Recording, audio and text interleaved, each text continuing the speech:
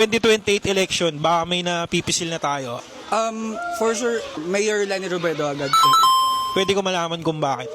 Maganda yung track record na pinakita ni Mayor Leni Robredo and nagbibigay siya ng transparency checks sa mga project niya and sa lahat ng pinupuntahan niya during Vice President siya.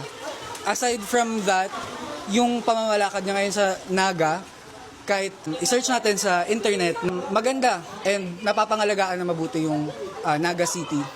Impeachment ni VP Sara, in favor ba tayo? Opo. Tanong ko lang din kung bakit. Kasi sobrang incompetent nung pinakitang trabaho ni VP Sara, very unprofessional sa mga tao rin sa Senate and also disrespect sa mga sa atin, mga taong bayan. Isang example is yung project niya na isang kaibigan. During Senate hearing, tinanong si VP Sara about this project, bakit ganito kalaki and ilang copies yung release. Hindi siya nagbibigay ng clear na sagot given na ang tinanong lang naman ni Sen. Risa is anong content ng libro.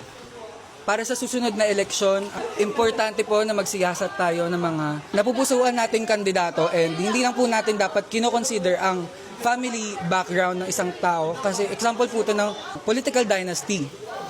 Hindi po tayo dapat bumoboto na dahil lang sa tatay, sa pamilya, and dahil kababayan mo.